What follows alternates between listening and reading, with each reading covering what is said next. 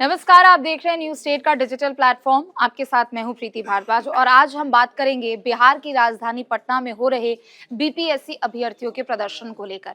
देखिए, दरअसल कथित प्रश्न पेपर लीक मामले को लेकर अभ्यर्थियों की ओर से प्रदर्शन किया जा रहा है और इस बीच हमने देखा कि एक तरफ तो सियासत गरमा रही है, लेकिन दूसरी तरफ प्रशासन की तरफ से जो कार्रवाई उन छात्रों पर बीती रात की गई है, जिस तरीके से लाठीचार्ज किया गया, उसे लेकर अभ्यर्थियों में काफी ज्यादा रोष भी है। दरअसल क्वेश्चन पेपर लीक को लेकर अभ्यर्थी यहाँ पर अपनी अलग अलग मांगों को लेकर अड़े हुए हैं और पिछले कई दिनों से यहाँ पर धरना प्रदर्शन भी कर रहे थे।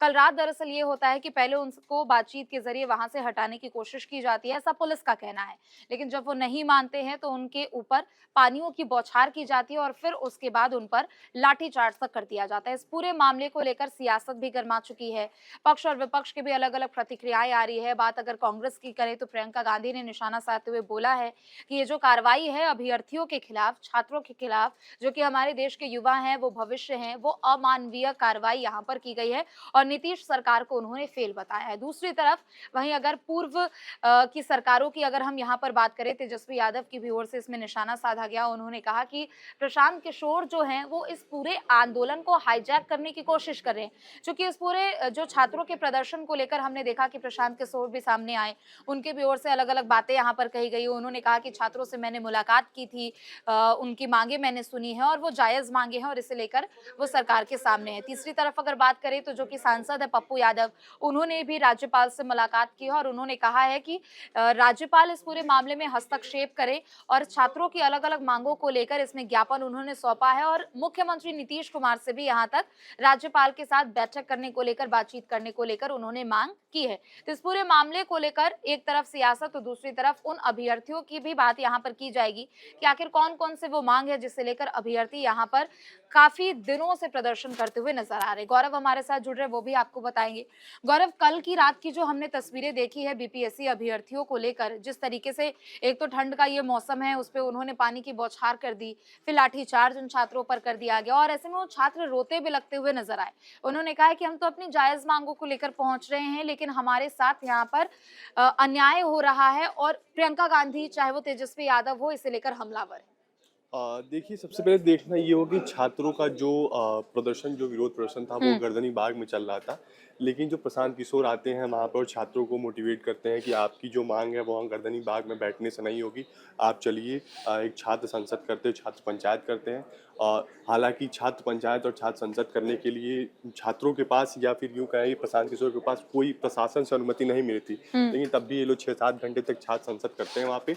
उसके बाद जो प्रशांत किशोर हैं, प्रशांत किशोर एक पूरी टीम तैयार करते हैं और मुख्यमंत्री आवास तक मार्च करने कहते हैं। हालांकि बाद में वही जानकारी देते हैं कि मुख्यमंत्री दिल्ली आए हुए हैं, इस वजह से मार्च टाल दिया जाता है। लेकिन आप देखिए किस प्रकार से एक मौका परस्त की तरह प्रशांत किशोर इस पूरे मामले को हाईजैक करने का प्रयास कर रहे हैं। आपने कहा भी कि तेजस्वी यादव लगातार हमलावर भी हैं कि प्रशांत किशोर पूरे जो आंदोलन है इसको हाईजैक करने। देखिए, प्रशांत किशोर यहाँ अपनी राजनीति चमकाने में लगे हुए हैं। उनको लग रहा है कि वही करारे उन्होंने ही छात्रों की आवाज बुलंद की है। आपने देखा होगा कि वो छात्रों से और प्रशांत किशोर की झड़प जो हुई थी उसकी भी वीडियो लगातार वायरल हो रही है सोशल मीडिया पर। इसमें छात्र कह रहे हैं कि आप हमारे आंदोलन को हाईजैक करने का प्रयास कर रहे हैं। आप उन्होंने 3 दिन का अल्टीमेटम, राजनीतिक एजेंडा बेसिकली आप बना रहे हैं। आपने एक चीज देखा होगा कि इससे पहले खान सर और रहमान गुरु भी आए थे, उन पर भी छात्रों ने वापस लौटना पड़ा था, क्योंकि उन लोगों ने भी इस पूरे जो ये आंदोलन था इसको राजनीतिक रूप देने का प्रयास किया था। हालांकि आपने देखा होगा जिस प्रकार से छात्र अभी भी अपना आंदोलन है वो शांतिपूर्ण तरीके से करते नजर आ रहे हैं।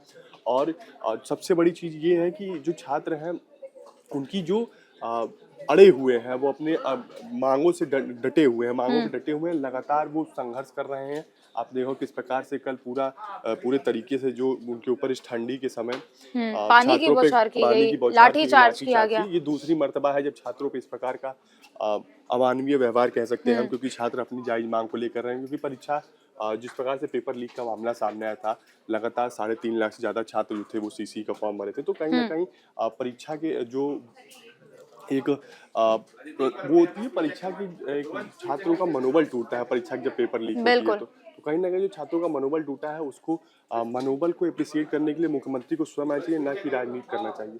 तो ऐसे में देखना ये होगा कि क्या आने वाले लेकिन समय में बीपीएससी को लेकर हमने अक्सर देखा है कि बीपीएससी जब-जब होता है, वो विवादों के घेरे में ज़रूर यहाँ पर आता है।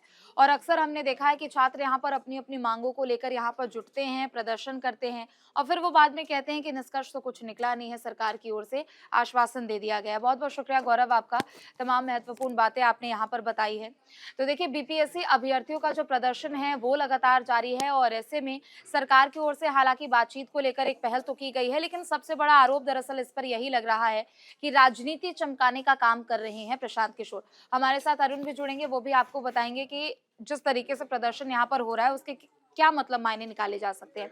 अरुण, चूंकि बीपीएससी जो कि हमने हमेशा देखा है कि वो विवादों में घिरता ही घिरता है, पिछले दिनों भी जो भी कॉम्पिटिटिव एग्जाम्स होते हैं बीपीएससी वगैरह के भी अगर हम इन पत्रों को देख ले तो यहाँ पर छात्रों की ओर से विरोध प्रदर्शन किया गया, लेकिन कल की जो कार्रवाई या आप कह लीजिए कि कल की जो तस्वीर देखने को मिली है उसके बाद छात्रों को देखकर सवाल यही उठ रहा है कि आखिर क्या बातचीत के जरिए रास्ता नहीं निकल सकता है। हर बार इसी तरीके की कार्रवाई और हर बार ऐसी ही तस्वीर।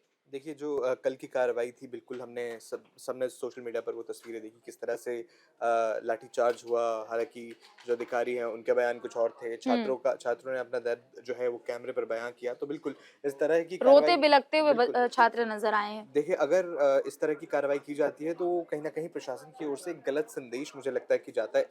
खासतौर पर अभी जो है सोशल मीडिया का जमाना है, आपसे कोई चीज छिपती नहीं है। बिल्कुल। आप एक अपनी साइड रखने के बजाय जो दूसरे लोग हैं उनकी साइड्स भी सामने आती है। तो बिल्कुल मुझे लगता है कि इस तरह की कार्रवाई से बचना जरूरी था और यहाँ ये चीज होनी चाहिए थी कि बातचीत के जरिए कोई ना कोई जो है हल निकाला जाना चाहिए था। लेकिन इस तरह की कार्रवाई होती है। हालांकि क्या हालात थे उस वक्त ये तो प्रशासन का अपना स्टैंड है कि उस वक्त क्यों ये कार्रवाई की गई।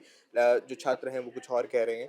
तो मुझे लगता है कि सभी की बातों को ध्यान में रखकर ये चीजें होनी चाहिए। लेकिन इसमें सरकार का योगदान बेहद अहम हो जाता है और राजनीतिक पार्टियों का योगदान भी जो है बहुत अहम हो जाता है। देखिए आप इस तरह के संवेदनशील मुद्दे पर राजनीति नहीं कर सकते। माना कि अगले साल जो है 2025 में बिहार का विधानसभा चुनाव है, ऐसे में सभी राजनीतिक पार्टियां चाहेंगी इस मुद्दे को, छात्रों का मुद्दा है क्योंकि देखिए युवा पॉपुलेशन बहुत है, चाहे वो बिहार की बात करूं या मैं ऑल ओवर इंडिया की बात करूं।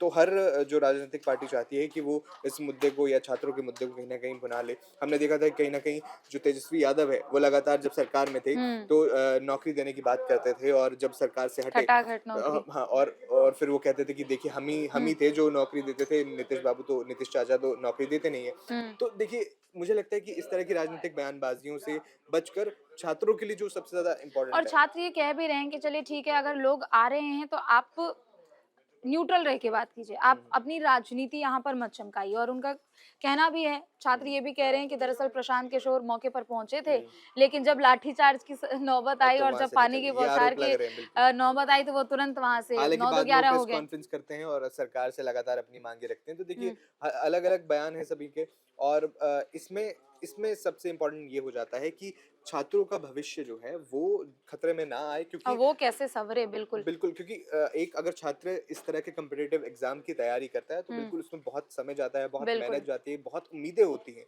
तो इस तरह की घटनाएं होंगी तो बिल्कुल वो छात्रों के लिए भी अच्छा नहीं होगा। जो प्रशासन है या सरकार है वो उनके वोट बैंक के लिए भी अच्छा नहीं होगा। तो मुझे लगता है कि छात्रों के हितों को आगे रखना चाहिए और ये सरकार का काम है और प्रशासन को भी अपनी जिम्मेदारी समझनी चाहिए कि इस तरह से बल प्रयोग करने की बजाय बातचीत के जरिए जो हल निकाला जाए। ठीक है, बहुत बहुत शुक्रिया अरुण आपका। तो देखिए बीपीएससी अभ्यर्थी अपनी अलग अलग मांगों को लेकर प्रदर्शन कर रहे हैं। एक तरफ पप्पू यादव जो है वो राज्यपाल से मुलाकात करते हैं, छात्रों को लेकर यहाँ पर संबंधित ज्ञापन भी सौंपते हैं, लेकिन दूसरी तरफ प्रशांत किशोर पर बड़ा आरोप लगा है कि आपने छात्रों के आंदोलन को हाईजैक करने की कोशिश की है और अपनी राजनीति आप चमका रहे हैं। 600 लगभग ऐसे लोग हैं जिनके खिलाफ एफआईआर इस पूरे प्रदर्शन को लेकर दर्ज कर लिया गया है और ऐसे में देखना होगा कि सरकार की ओर से जो आश्वासन दिया गया है क्या वही आश्वासन प्रमाण में यहाँ पर बदलता हुआ नजर आता है, क्या यही इसकी सच्चाई यहाँ पर उजागर होती हुई नजर आती है। फिलहाल के लिए बस इतना ही। आप देखते रहे न्यूज़ स्टेट। नमस्कार। न्यूज नेशन अब व्हाट्सएप पर खबरों की ताजा अपडेट के लिए न्यूज नेशन के इस क्यूआर कोड को स्कैन करें।